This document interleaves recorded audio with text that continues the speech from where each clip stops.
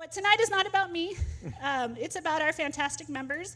And both members that we have tonight, I see one, I don't see Kevin in the room. Oh, there he is. Always in the back, right? They're both superstar members. I really enjoy working with them.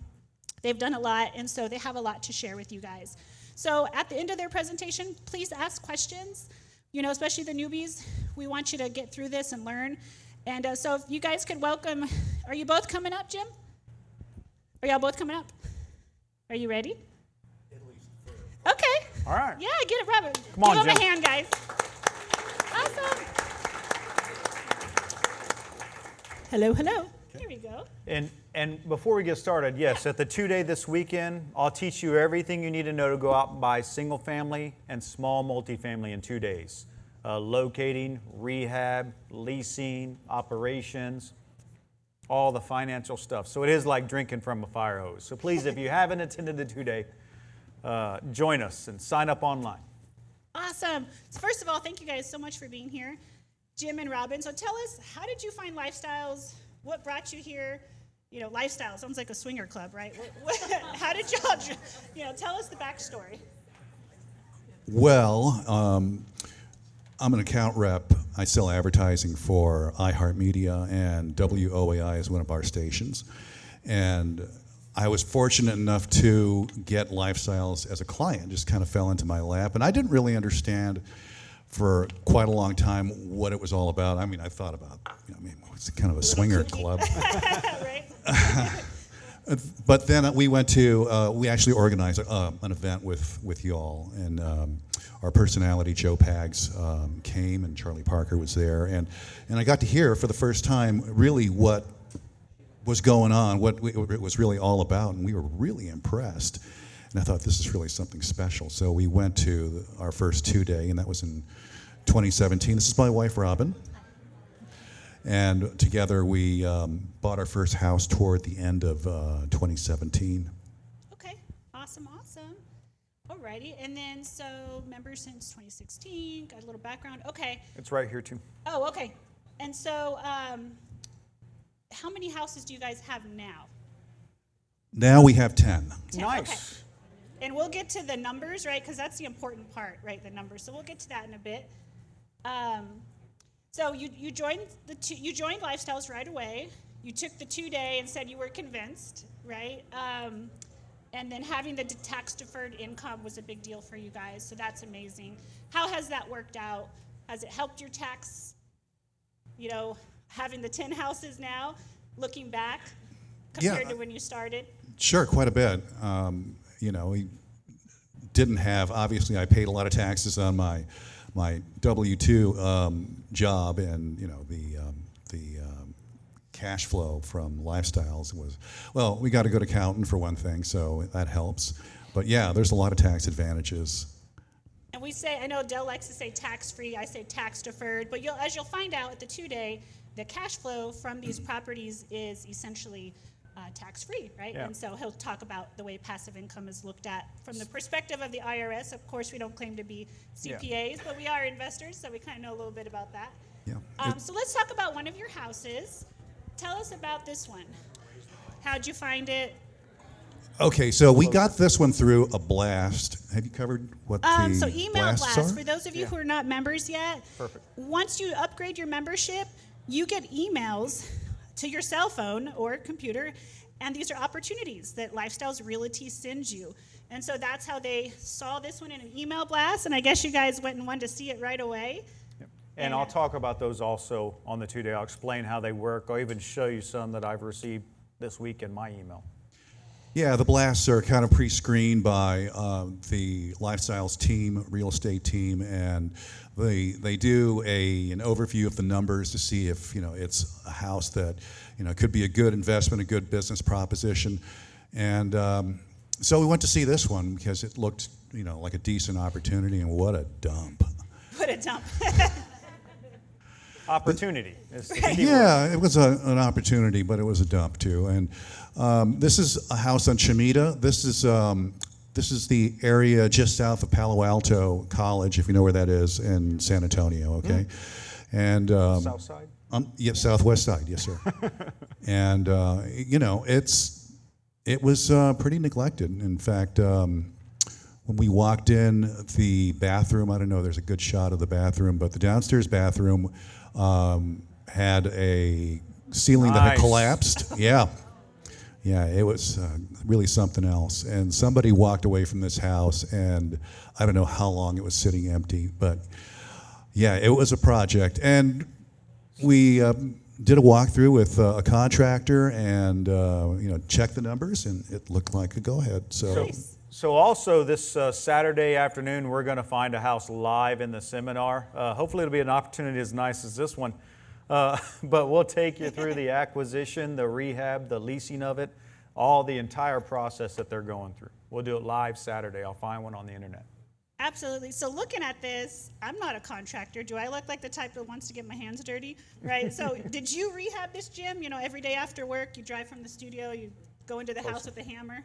Did you rehab the house yourself? No way. That was never going to happen. I don't even do much at my own house. But Right? I'm just not gifted that way. And so we hired a team of guys, a contractor to come in and do what needed to be done. And this was actually a 2-story house, and I think that the best, probably a better case scenario for first time investors is get a 1-story. Mm-hmm. But we've had a few under our belt, and so we felt okay, we can do this, and so we made the repairs. Awesome. Well, it looks beautiful. I mean, I think anyone would be proud to live in this property. And that's one thing that was attracting me to Lifestyles, right, is we're not slumlords. We rehab these houses. Best product, best price is our philosophy. And they look beautiful. So that's amazing. Going through some of those photos. So most importantly, let's look at the numbers. Okay. So you didn't have a big wad of cash and purchase this with cash, obviously. So you used something called a hard money loan, which he will explain at the 2-day if you don't know what that is. So your purchase price was $110,000. Rehab was $54,000, which a portion of that rehab, a majority of that is financed. Yeah. Right. Rolled into the loan ultimately. And I think you wrote something. Whoa. So our realtors send out a packet, right, with some estimates, what's your cash out of pocket, what's your appraised value. Here it's $224,000. On the packet, wasn't it a little lower? Yeah, it was like 175. So the $175,000. appraisal so it came back better than you expected. Right. Well, when we refinanced into conventional, yeah, it came back a lot better. A lot better, right. So just to touch on that, our agents tend to be very conservative on the numbers, which is good for you, because then it turns out to be a better quote-unquote deal, right? So what was the square footage on that house? Square footage on this one is like 1,500 some odd square feet. So $54,000 rehab? That's decent. Yeah, it came in a little higher than we thought it was going to, and this is something that you learn from every experience, and from this experience, I learned if there's mature trees, check them out carefully, because we had Arizona ash trees. When I saw the house, I thought, hey, this is great. I mean, there's a really beautiful tree, full-grown mature tree out there. And we bought the house, and then afterwards we took a good look at the tree, and it was rotting. And I didn't know that Arizona ash trees live to be about 40 years old, and then they start rotting. Oh, okay. Good to know, right? So we had an enormous tree to take down, and but that got done, and it didn't destroy any of the profitability, and I'm sure the neighbors weren't real happy about it, because Right. we had like this huge pile of tree in the front until the city of San Antonio came to get Came it. and got it. Again, but you didn't cut the tree down, right? No.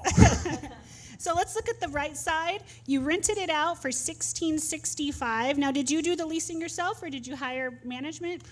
No, I did the screening myself. We actually, through some of our vendors that we have on the portal, Lifestyles portal, that do the processing for us. I just punched the information in after picking the right person, or what I thought was going to be the right people.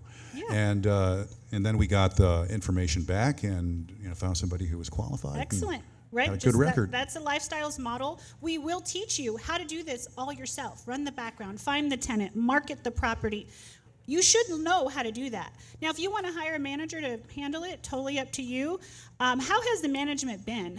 Is that pretty Like, you get calls every single day? No, not at all. And a lot of people will react when I tell them, I have some investment houses, and they'll say, "Oh, that must really be a pain in the neck.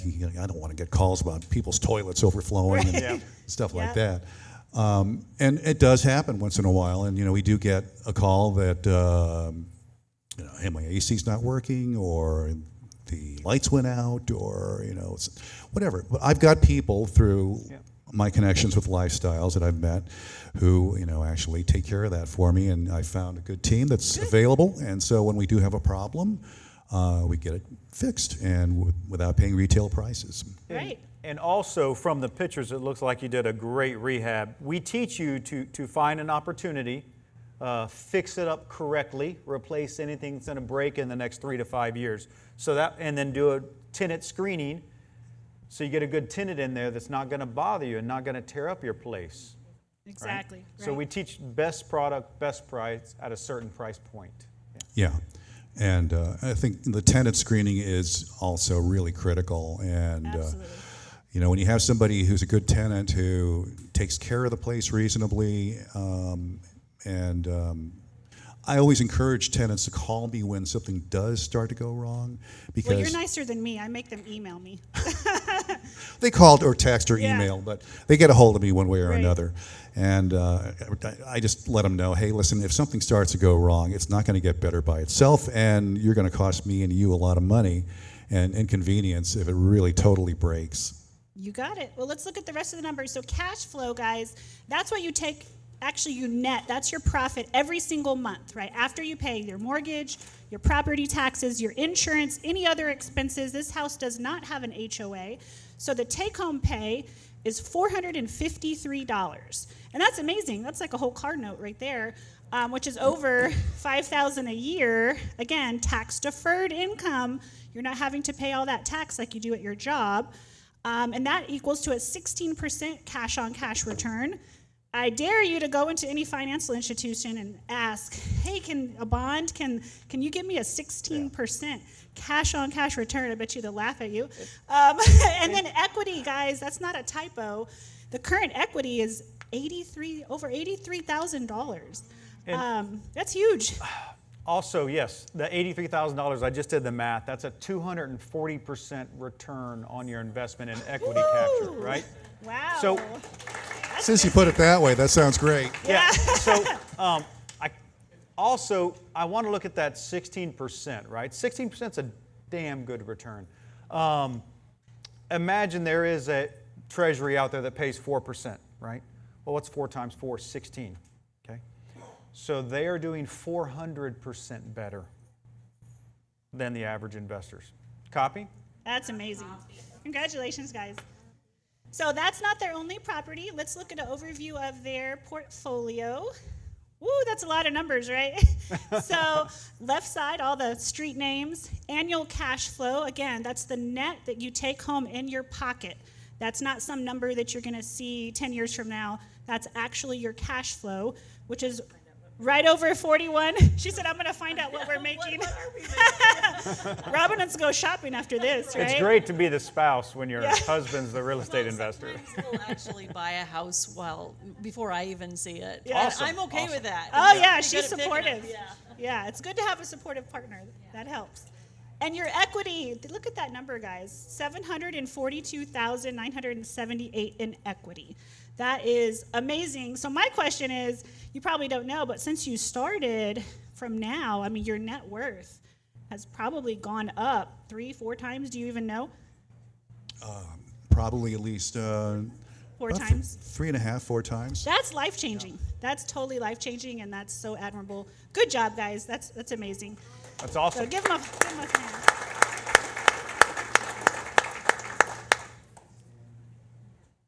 And here's Oh, your daughter. Here we go. Which, by the way, I was at a volleyball game one day because my daughter's a superstar volleyball player, and so is their daughter. This is a few years back. And I see them in the audience with their daughter, and my daughter and their daughter know each other, and they're still friends to this day. So it's really cool to involve your children. I love to see that with the rent sign. So we asked you, how has your life changed since joining? And you said it's allowed you to get closer to financial independence, replacing some of your earned income. time independence, right? You can't ever get back time. That's an important one. And then the prospect of passing it down to your children. That's huge, Yeah. guys. If you have teenagers, bring them to the 2 days. Is that okay? Yes, definitely. Right? So, See, it's hilarious because children, right, what they're doing right now with their daughters, they're reinforcing her belief cycle that she does not have to trade time for money. Right. She is seeing their example of passive income. And children usually get real estate investing because their belief cycle hasn't been ruined by getting a paycheck, right. right? And they've never had to trade time for, like, oh, this makes sense, Dad. Let's just do Right. this, right? Well, the cool thing I think you guys told me about your daughter is she doesn't want to be a renter. She's what, 20, 19? She's 20. Just turned 20, and she wants to buy a house. Okay, she wants to buy a house, and she's like, I don't want to be a tenant. And so she's already home ownership, right? Squirreling her money away. She works at HEB, Saving. and she wants to buy a house. Buy a house. There you Yeah. go. So there's that legacy effect. Have her buy a duplex and rent the other There you side out go. to somebody. Yeah. Yeah, in process, right? Yeah, Or so in good. college, buy a 3-bedroom and rent out 2 rooms. There you go. Yep, to her friends. absolutely. I thought this was a cool picture with one of the agents. Shout out Greg Trimble. I guess you ran into him at Home Depot. That was our first home. Oh, Yeah. He actually walked us to Home Depot and told us, what to buy to get ready Oh, for how putting it nice. on the How market. sweet. And so he was our first agent, and that was the day we put out our first sign. awesome. Wow, you've come a long way since then. Actually, we're selling that home. Okay. It's on the market On the right market. now. Okay. So yeah, who'd like to buy it? Right, so we asked you, right, short-term goals. You want to sell your first one. Yes. And then reinvest that equity into maybe 2 more. Yeah. See what you can get and, flip that. Velocity of money, right, is what we call that. Long-term goals, buy 10 more. Are you crazy? Right. I guess it becomes addicting, right? Subject to change. I mean, we could look at multifamily. Yeah. You'd be so bored, though. He likes the challenge of the phone calls and getting his team on it. I Right. can tell he likes it. Oh, I can It's not relate. for everybody, but he Yeah. does it. Yeah. We get those calls. She hears me get those calls, at odd times, and part of the conversation, well, it did what? What kind of animal? What? Okay, we'll get somebody on that. Well, and increasing your net worth 4 times is not a bad side effect either, right? So awesome, that's good. And so we got to give a few shout outs because you didn't do this on your own. I have helped mentor you guys. I'm sure you've worked with some of our other mentors as well. And then Greg Trimble, I don't see him in the room, but he's one of our rock star realtors. If you guys start going to road trips, you'll meet him. And then vendors, who was your hard money?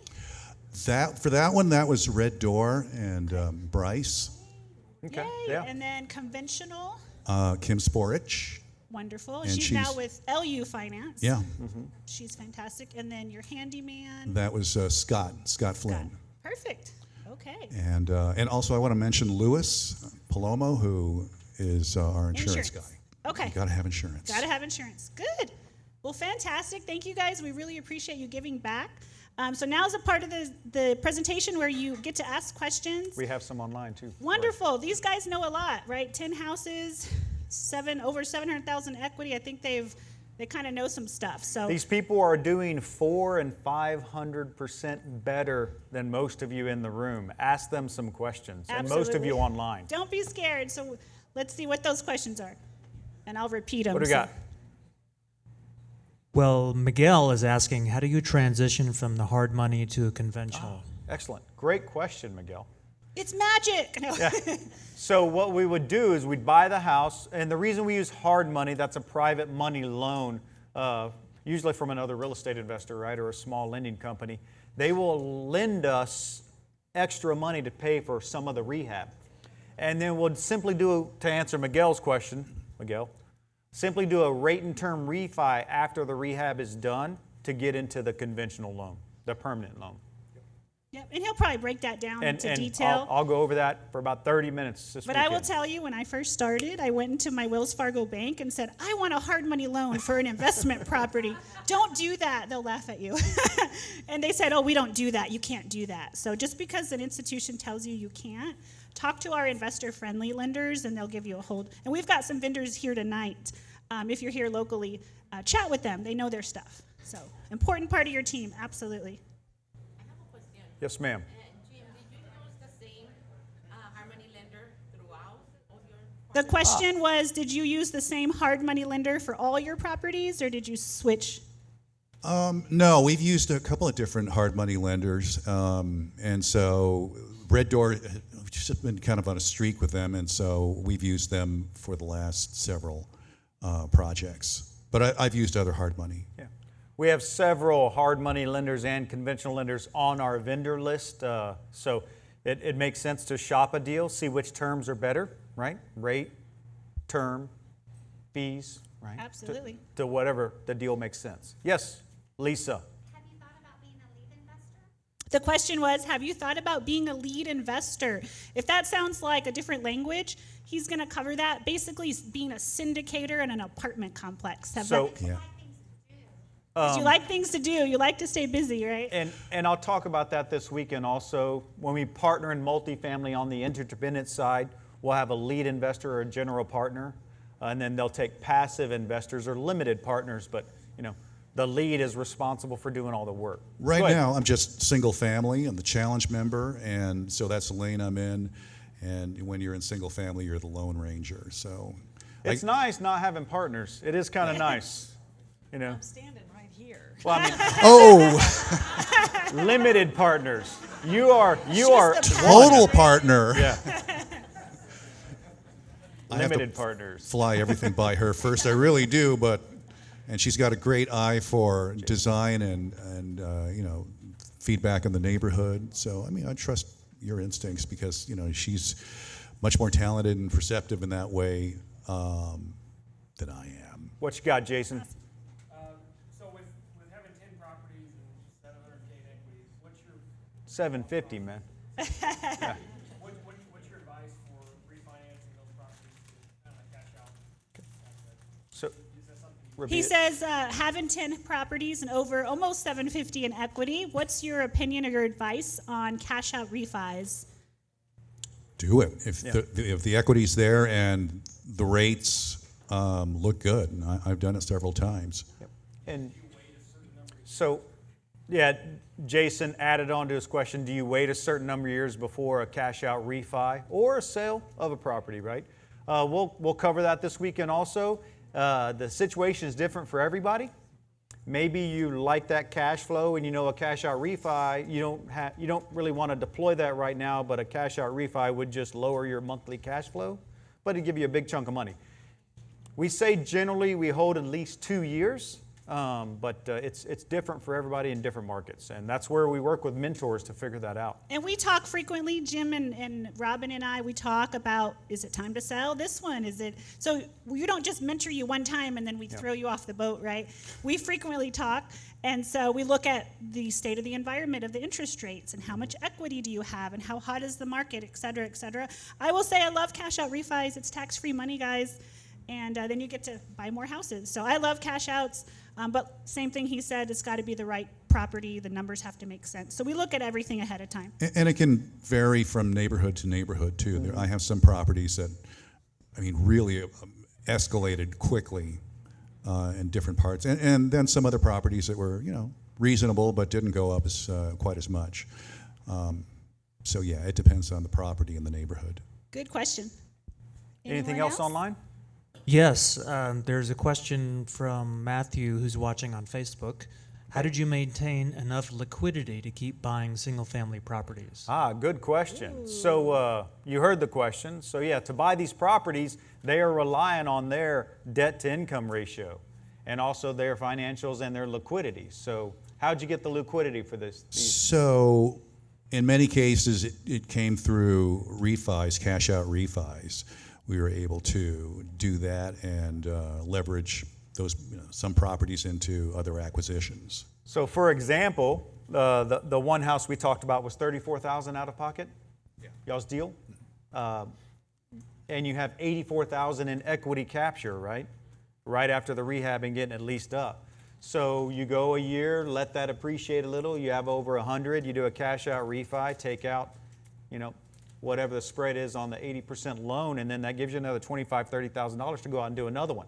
Right. You're essentially playing with house's money, and your returns start to become infinite.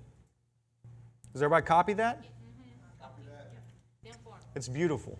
And there's also situations where you can sell a property and roll the proceeds through a 1031 exchange into hopefully 2 other properties, which is what we're trying to do now, actually. I'll teach you that this weekend also, the specifics of the 1031 exchange, which allows you to sell a property, not pay taxes, but roll those capital gains taxes into the next deal. That allows you to buy either more property or a bigger property that you get better cash flow on. So we'll cover that this weekend also. Absolutely. Yep. Good stuff. Yes, Andy, you know? Jeff, Jeff, and then Refinance, to make it tax-free, do you have to do a 1031 exchange? his question, good questions. Or what was the last part? How does that work? how's He it work? said to do a cash out refi, do you have to do a 1031 exchange with that money to make it tax free? I can tell you that no. It's it's a loan, so it's 100% tax free. It's additional debt on the property, so there's no taxes on it. However, if you ever sell, it's simply an additional capital gain that property had. You'll pay taxes eventually. That's why we teach the 1031, to defer those taxes. When you sell. Yeah. On the sale, it'll look at that cash out refi as well? The sale will simply look, he asked if the sale will look at that you did a cash out refi. Not really, they don't care. They just want to know what the price is and what you paid for it. They don't care when and where the money came out. It's just the difference is your capital gain. Good question. Good question. And Yeah. then ma'am? Susan. Susan. Susan. I had a question. Do you have a benchmark that you've used over the years as far as like it needs to hit this number for cash on cash, equity capture, et cetera? Because I know we're seeing a lot lower cash on cash right now. So let me repeat her question real quick. She said, do you have a benchmark, basically a criteria is what you're saying, minimum cash on cash return, minimum cash flow. We have a typical one that we teach at the 2-day that he'll probably expand on. Not every house is a good deal, right? So yes, typically we don't do a deal unless it's at least 8 to 10% cash flow. Now I don't know, when did y'all buy this property? We bought this in 2021. Okay, 2021. And I'll find one live tomorrow, but 16% is pretty good to me. The one I found in Hawaii, it was a freaking great deal. It was like 25% cash on cash return, 20 grand out of pocket. I was like, man, I want to buy this house. And I don't Right. buy single family, right? I'm a multifamily guy. But so yes, the deals are out there. And deals are not found, Susan, to get a good high cash on cash return. Deals are made, right? They made this deal happen by finding something undervalued that someone did not want and could not handle the responsibility, the debt service, the maintenance, the repair. So they took this opportunity. They found this deal, right, from a motivated seller. And we'll find one live like that this weekend. There you go. Good. All righty. Well, we'll wrap it up with Jim and Robin. Please give them a big hand. We really appreciate you guys. Whoop. Sorry. We got one more question One online. more. Sorry. Gina was asking about the interest rates on the loans. Ah, yeah. Interest rates on the loans. Great question, Gina. So hard money will typically be a higher interest rate, 7, 8, 10, 12%. Conventional mortgage, but you're in that loan just for a month or two. And then a conventional mortgage, what are they, about 6% now? 6 to 7, but we always run our numbers before, so we send out a packet, our agents do, so we run our numbers to make sure it makes sense. What's your interest rate on this property? Let's see, this property is in the upper 4s. Okay. Nice. Yeah, Wonderful. I mean, we got lucky with that one. My last one was in the close to 6%, and you're right, it's about 6.5%, low 6s to near 7%. And what was your hard No. money rates? Ish. 10%-ish. Okay, nice. Yeah. Nice. Nice. Excellent. Well, congratulations, Jim and Robin. Awesome. Thank you guys so Thank much. you very much.